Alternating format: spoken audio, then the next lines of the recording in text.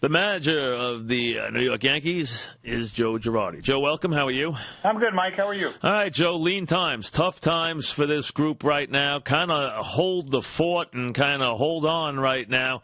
Tough putting a lineup together. Yeah, we've been struggling offensively. There's no doubt about that. You know, we've had a couple of good games in the last four, but you look before that, and there's been some struggles. And, you know, fortunate for us, no one's running away with our division. I think we're only 2 back in the loss column, but we need to play better. You know, Joe, even tonight watching you against the righty, I know you didn't do it against the lefty, didn't think you would, but you don't. I know you don't like to stack those lefties, but boy, you stacked them tonight.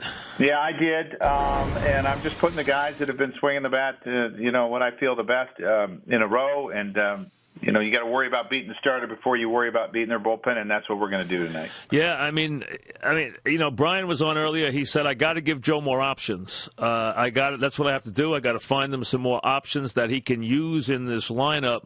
How tough is it day to day right now to get this thing together, especially against left-handed pitching?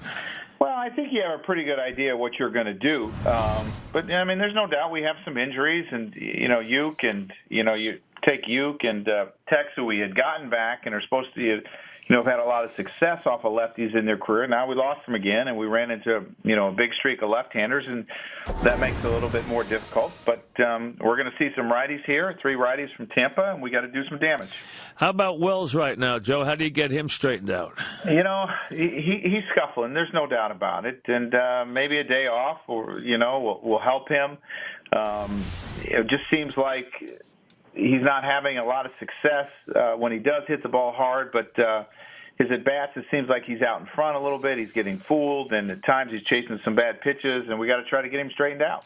Do you caution Robbie not to go chasing bad pitches if they're going to pitch around him now? Yeah, I mean, he knows that. He understands that, and you can look at Robbie over the last couple of years. I mean, he's the guy that if you're a club, you were going to say don't let him beat you. So it's not the first year that they've done that, but probably a little bit more this year. Right, you got a lot less company in that lineup right now, though. That's right. Yeah, I mean, it does make a big difference. I mean, do you feel a little pressure to manufacture runs a little bit more, Joe? Obviously, that it has become a big issue of late.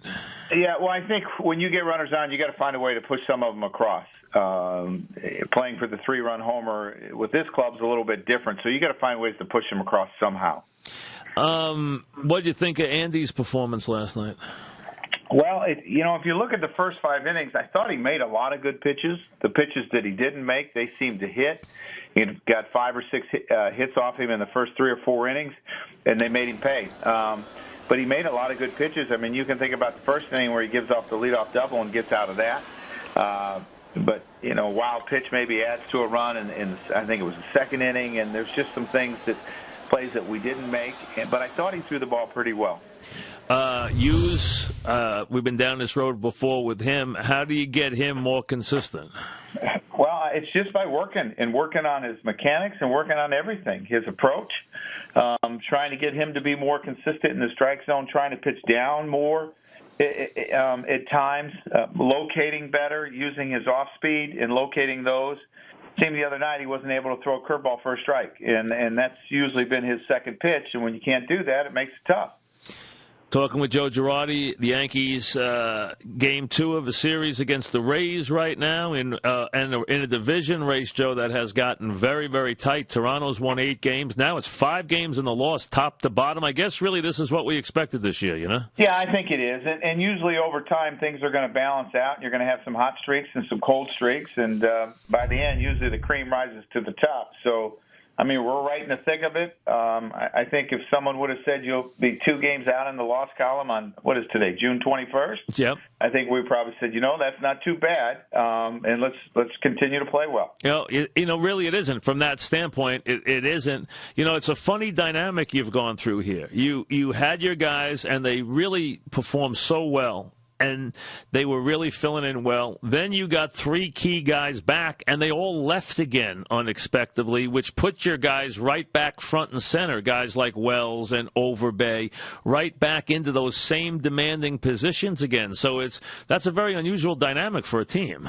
Yeah, that's kind of strange because you think that when you're going to get them back, you're going to keep them. And, Grandy, what do we have, Grandy? Maybe 8 days? Yeah.